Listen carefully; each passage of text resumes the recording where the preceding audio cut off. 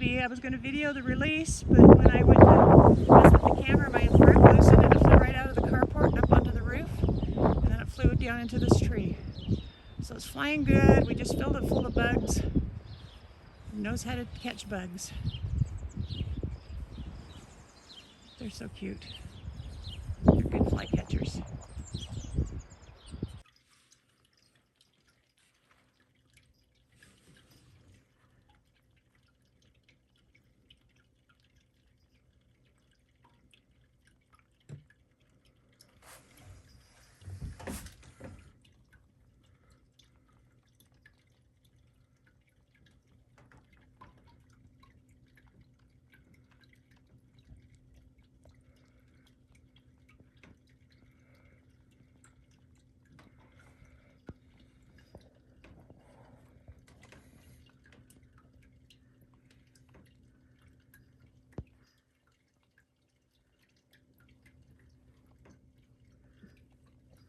Get you another one.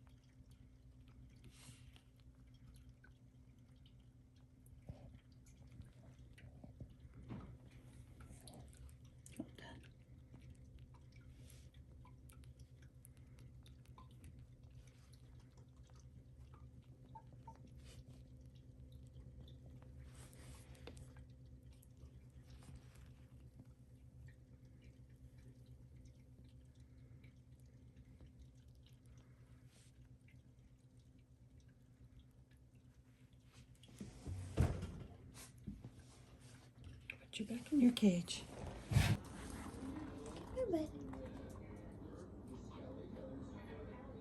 He's got a cheek full of seed or something. You can see the bulge in his cheek. You got your pouch full, huh? They're like a hamster, huh? Oh, we need one with toothies. These guys are pretty much weaned. They don't need to be fed anymore, but volunteers are having a good time feeding them, so we're just doing it once a day, and they'll get released any day now. I can take them down whenever. I just don't know when Trish can. She was being funny. I don't think there's any rush. She's like, just take them to your house. And I says, no. You can just take them back to the lady. That will be fun for her.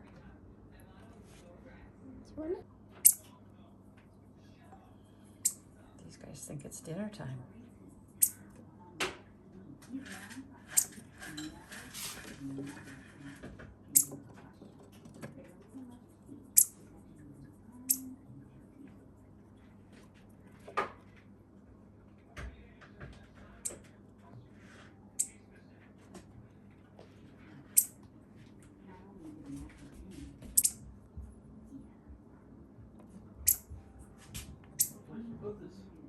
If you lose.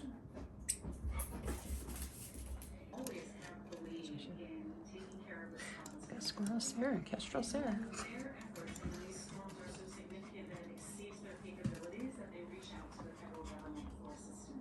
Oh, is it Mattel? Oh, Yummy Tail.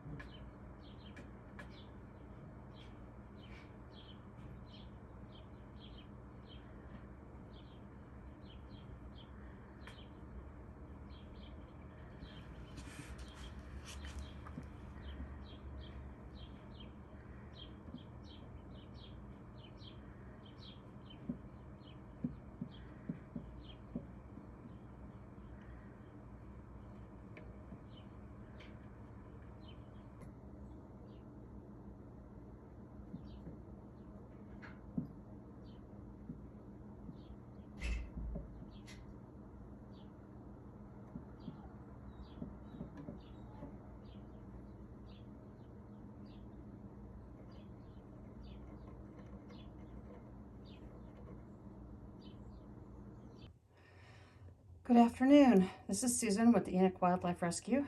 This is a mourning dove. It got brought into us a little over a week ago as a fledgling. Basically, a fledgling leaves the nest. They're almost full grown, not quite. Sometimes they can't quite fly yet, but they'll spend a few days on the ground and the parents will still feed them. You can tell the difference between our native mourning dove, because they have the little black speckles on the wing, versus the Asian ringneck dove, because they have a black band around the neck and no speckles on, dark speckles on the wing. So this is a native species. They're smaller than the Asian doves. Fledglings of all species leave the nest frequently before they're big enough to fly. And usually it's just a few days, sometimes a little bit more than that. Parents will normally feed them on the ground and continue to take care of them until they're starting to fly and follow the parents. And they learn how to eat following the parents. And so if they're not in a dangerous situation, if they're not in the road, or you don't have a dog or a cat or a whole bunch of people running around where they're on the ground, just leave them be and try and give them some space. And within a couple of days, they're usually starting to fly and follow the parents around. That's the best way. This guy we had to force feed for a couple days, and force feeding can be rough on fledglings because they fight it, and if they choke and aspirate, we can lose them from getting water in their lungs. But we lucked out with this one, and he's doing well.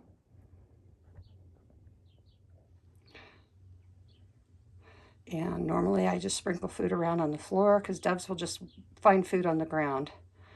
They're not so much going to the dishes as they'll go to the ground under the feeders to find the food that the other birds kick out. Just a shallow pan for water. We're going to release him this evening in just a little while. Okay.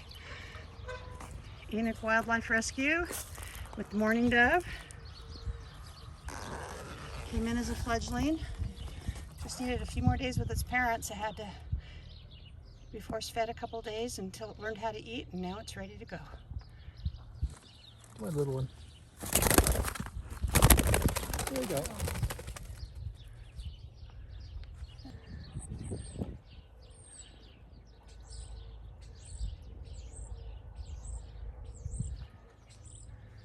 Pretty little mourning dove. Just been released. It can hang out in the trees until it figures out where to go. We've got bird food on the ground and water, and lots of trees around here. Plenty of food.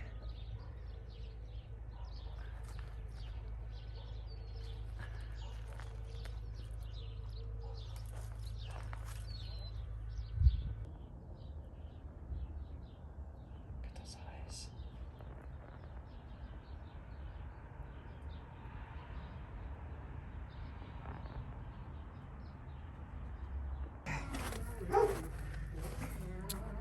We have a western red-tailed hawk in this chamber, and it's getting very close to ready to be released. And so that's a whole quail for him. I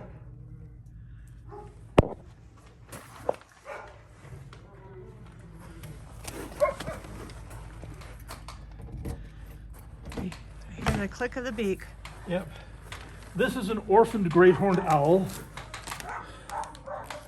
And it's a young one, but it's coming along. In about another month, it'll be completely feathered out and ready for release as well. So they're doing just fine. Quail for that one too, huh? Yeah. We can give it a quail, or we can give it a half a dozen mice. Okay, and this is Whisper, our screech owl. And he's the one that's one of our wildlife ambassadors because he can't see well enough to hunt. And I give him 2 small mice today, and he'll eat either 1 or 2 small mice, depends on how hungry he is. So 2's more than he needs, and 1 may not be quite enough. And so we just throw him 2, and he'll eat what he wants, and if he hasn't finished both of them, then we'll take the 1 out, put it back in the fridge, and feed it to him tomorrow.